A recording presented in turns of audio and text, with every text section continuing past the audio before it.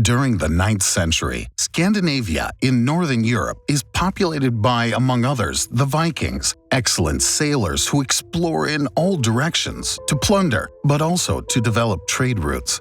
To the south is the powerful Byzantine Empire, with its capital, Constantinople, an important commercial crossroads between East and West. The city is attractive and interests some Vikings, also known as the Varangians. They go up the rivers with their light boats that they can then carry to the sources of the Dnieper and reach the Black Sea. In Constantinople, they sell mainly furs, honey, and slaves captured along the way. The trade route develops rapidly, attracting many Varangian settlers who go founding fortified trading posts. One of them, called Rurik, is said to have founded the Principality of Novgorod, becoming the first of a very long Rurik dynasty. In 882, his heir Oleg leaves with an army and conquers Smolensk and Kiev. He then founds the Kievan Rus, of which he becomes prince.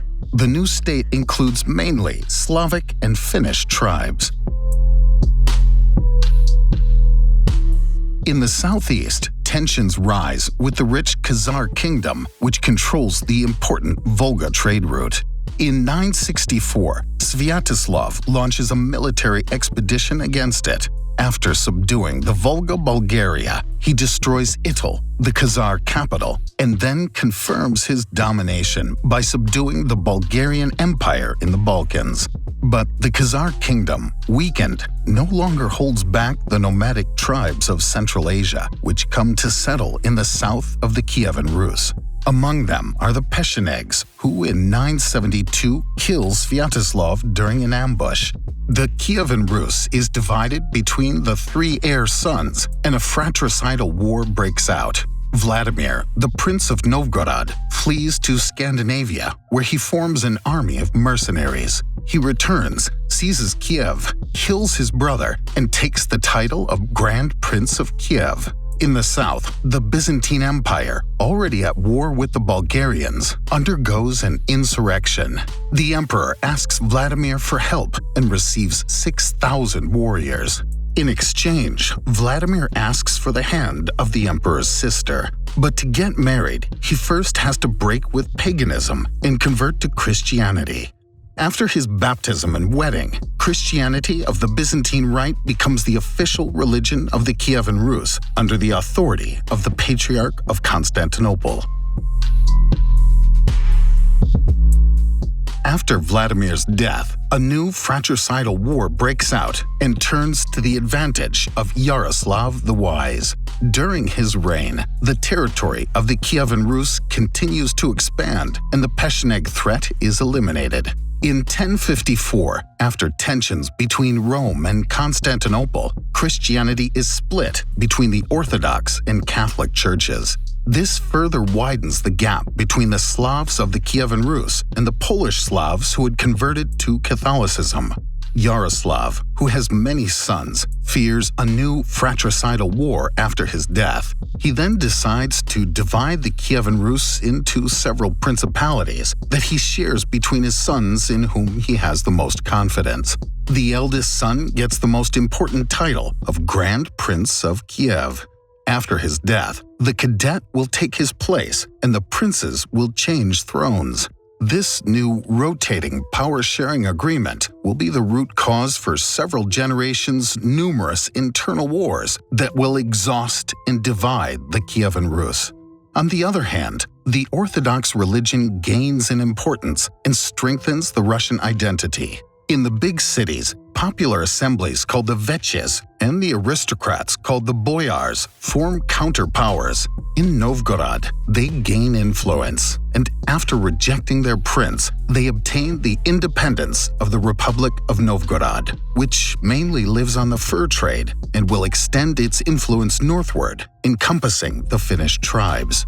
In 1157, Andrei Bogolyubsky becomes the Prince of Vladimir Suzdal. He wants to strengthen and expand his power, causing tensions with Kiev, which he sacks in 1169. The city of Vladimir grows in power, marking a break between the north and the south. In Western Europe, the Catholic religion is more and more on the offensive. The Pope launches the Baltic Crusades, intended to convert the pagan peoples around the Baltic Sea. Germans arrive in Riga and begin their conquest. At the same time, a fourth crusade initially sent to the Holy Land is diverted to Constantinople. The city is besieged and then pillaged. The Byzantine Empire finds itself divided, and Kievan Russia loses an important ally. In the east, the Khan of the Cumans is attacked by unknown knights coming from the Far East, who are called the Mongols. The Russian princes form a coalition to repel this new threat, but they are defeated. The Mongols then move north, where they are defeated by the Bulgarians before disappearing. The Russian princes don't know it yet, but this was only a small vanguard on the lookout. The princes were worried more about the Catholic threat in the west, while the state of the Teutonic Order is created. More than 5,000 kilometers away, in Karakorum, the capital of the Mongol Empire, the Ogadai Khan, the heir of Genghis Khan, starts new conquests. An army mainly composed of Tartars, that is, another tribe subjected to the Mongols, is heading for the Russian steppes. The Mongol army dominates all its opponents with its powerful cavalry-mounted archers. On their way, they spread terror by razing cities that refuse to submit. The Russian principalities, already divided and weakened, do not resist. Europe trembles as the Mongols enter Poland and Hungary. It is the death of the Ogadai Khan in Karakorum that puts an end to the offensive. The Mongol Empire at this point controls almost all of Asia. The Russian principalities find themselves subjected to the Golden Horde, whose capital is Sarai. Not having the means to install garrisons in all the cities, the Tartars force the Russian princes to go to Sarai to ask for the Jarlig, that is, an authorization to reign. The Tartars thus control the Russian territories from a distance without interfering in domestic politics. Only a tribute is imposed on the principalities. For their part, the Russian princes who obtain the Jarlig are assured of being protected by the Tartar army, while rivalries persist. Moreover, the Mongols are tolerant towards all religions. The Orthodox Church is therefore protected and is even exempted from taxes. While on the contrary, the European Catholics militarily occupy the submitted cities and convert by force.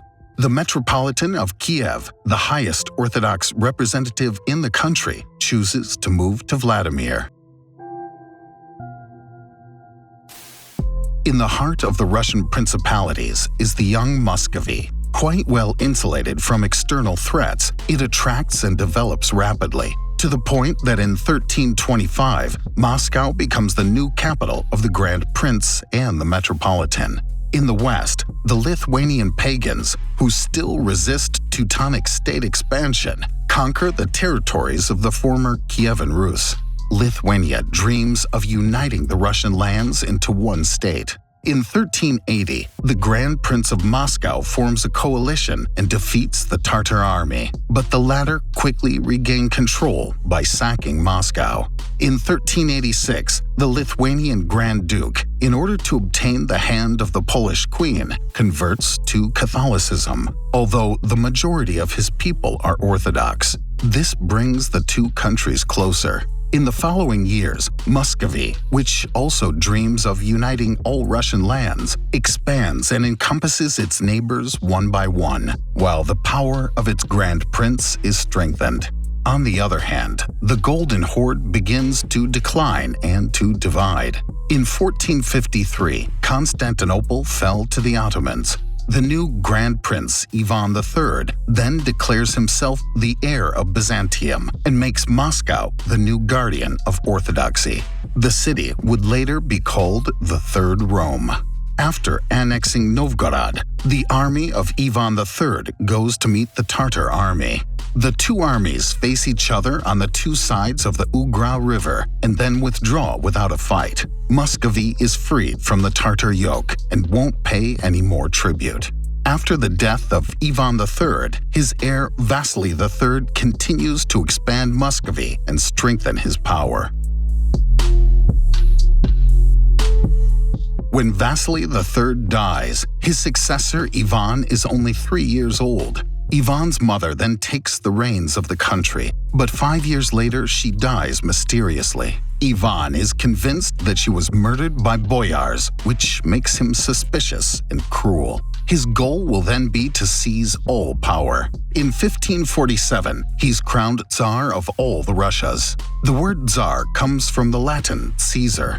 All the people are now in unconditional service of Ivan the Terrible. He resumes the conquests and seizes the Muslim Khanates of Kazan and Astrakhan. In the north, after the exploration of the White Sea by English sailors, the Tsar authorizes trade between the two countries. In the east, huge lands are given to the Stroganov family for salt mining and fur trading. In the south, despite numerous deadly raids coming from the Crimean Khanate, Ivan decides not to counterattack because Crimea is a vassal of the powerful Ottoman Empire. Instead, Ivan turns to Livonia in order to gain better access to the Baltic Sea and the European market. After a victorious start, Poland, Lithuania, Sweden, and Denmark-Norway intervene and seize territories. In trouble and increasingly paranoid, Ivan the Terrible sets up a regime of terror, arresting and executing all those he suspects of being against him. He kills the Metropolitan, razes Novgorod, and his madness even leads him to kill his own heir son. After a peace treaty with the Polish-Lithuanian Commonwealth, Ivan the Terrible dies. He failed in Livonia, but he managed to establish an autocratic regime. His other son Fyodor receives the title of Tsar, but he is simple-minded and not suitable for this position. His brother-in-law, Boris Godunov, then assists him and indirectly seizes power. In the east, the Stroganov family finances expeditions led by Cossacks, that is to say, mercenary and warlike explorers in charge of colonizing new territories further east. With no great natural obstacles or resistance, they moved quickly and found outposts along the rivers. In 1591, the last son of Ivan the Terrible, Dmitry Ivanovich, mysteriously dies at the age of 8. Many accuse Boris Godunov of having organized the assassination in order to seize the title of Tsar. 7 years later, Fyodor I dies without descendants. The Rurik dynasty extinguishes after 7 centuries of reign.